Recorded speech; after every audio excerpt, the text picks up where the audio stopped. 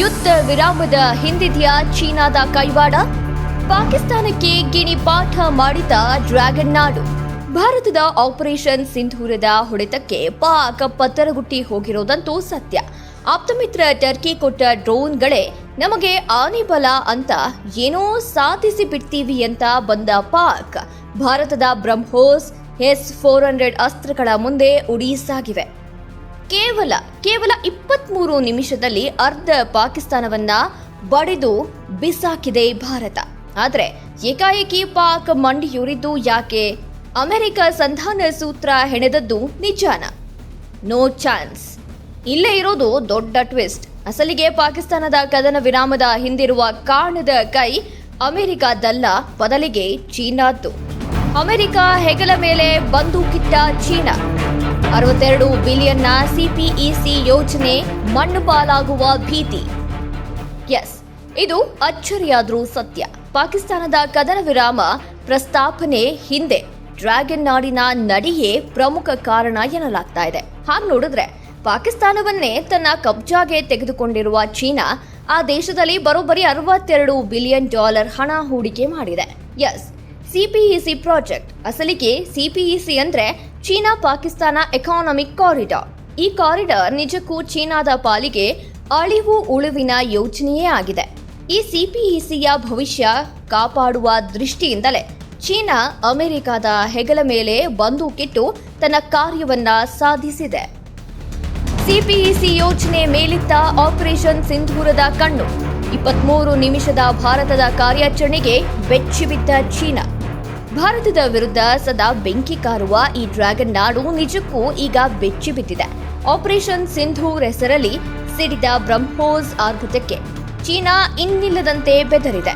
ಇದಕ್ಕೆ ಮೂಲ ಕಾರಣ $62 ಬಿಲಿಯನ್ ಸಿಪಿಇಸಿ ಯೋಜನೆ. ಚೀನಾದ ಸಿಂಜಿಯಾಂಗ್ನಿಂದ ಪಾಕಿಸ್ತಾನದ ಬಂದರು ನಗರಿ ಗ್ವಾದಾರ್ವರೆಗೂ ಚೀನಾ ತನ್ನ ಆರ್ಥಿಕ ಕಾರಿಡಾರ್ ರಚಿಸ್ತಾ ಇದೆ. ಬರೋಬ್ಬರಿ 3000 ಕಿಲೋಮೀಟರ್ನ ಹೆದ್ದಾರಿ ಸೃಷ್ಟಿಯಾಗ್ತಾ ಇದ್ದು, ಈ ವರ್ಗದಲ್ಲೇ ರೈಲ್ವೆ, ಅನಿಲ ಪೈಪ್ ಲೈನ್, ವಿದ್ಯುತ್ ಉತ್ಪಾದನಾ ಘಟಕಗಳು ತಲೆ ಎತ್ತಾ ಇವೆ.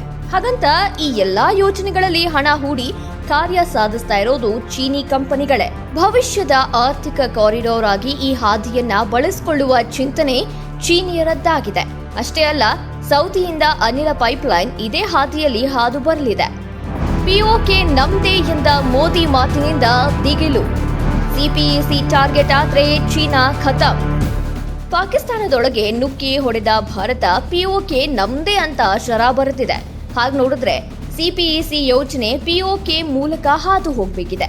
ಇಲ್ಲೇ ಸೌದಿಯಿಂದ ಅನಿಲ ಮತ್ತು ಗ್ಯಾಸ್ ಪೈಪ್ಲೈನ್ ಹಾದಿ ಸಾಗಬೇಕಿದೆ. ಈಗಾಗಲೇ ಪಿಒಕೆ ನಮ್ದು ಎಂದಿರುವ ಭಾರತ ಚೀನಾದ ಈ ಯೋಜನೆಗೆ ಅಡ್ಡಗಾಲು ಹಾಕಿದ್ರೆ ಡ್ರ್ಯಾಗನ್ ನಾಡಿನ ದೊರೆಯ ದೊಡ್ಡ ಕನಸು ನುಚ್ಚುನೂರಾಗಲಿದೆ. ಭವಿಷ್ಯದಲ್ಲಿ ಇದೇ ಮಾರ್ಗ ಚೀನಾದ ಅನಿಲ ಮತ್ತು ತೈಲದ ರಹದಾರಿಯಾಗಬೇಕಿರೋದು ಸುಳ್ಳಲ್ಲ.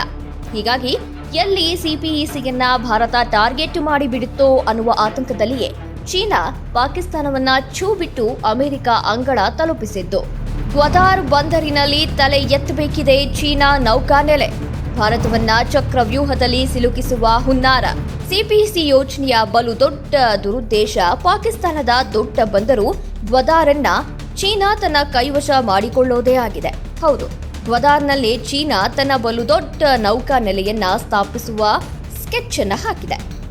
ಈಗಾಗಲೇ ಶ್ರೀಲಂಕಾ, ಮಾಲ್ದೀವ್ಸ್, ಬಾಂಗ್ಲಾದೇಶ ತನ್ನ ನೌಕಾ ನೆಲೆಯನ್ನ ಚೀನಾ ಹೊಂದಿದೆ. ಇದೀಗ ಪಾಕಿಸ್ತಾನದಲ್ಲೂ ತನ್ನ ಶಕ್ತಿ ಹೆಚ್ಚಿಸಿಕೊಂಡ್ರೆ ಭಾರತವನ್ನ 10 ಬಸ್ತಿನಲ್ಲಿ ಇಡಬಹುದು ಅನ್ನುವ ದುರಾಲೋಚನೆ ಚೀನಾದ್ದು. ಒಂದೊಮ್ಮೆ ಭಾರತ ಪಾಕ್ ಸಮರ ಮುಂದುವರೆದ್ರೆ ನೆಕ್ಸ್ಟ್ ಟಾರ್ಗೆಟೇ ಸಿಪಿಇಸಿ ಆದ್ರೆ ತನ್ನ ಬಂಡವಾಳ ನೀರಲ್ಲಿ ಹೋಮವಾದಂತೆ ಆಗ್ಬಿಡುತ್ತೆ ಅಂತ ಅರಿತ ಚೀನಾ ಸಂಧಾನದ ಬಾಣ ಹೂಡಿದ್ದೀಗ ಗುಟ್ಟಾಗಿ ಉಳಿದಿಲ್ಲ. Special desk, Karnataka news beet.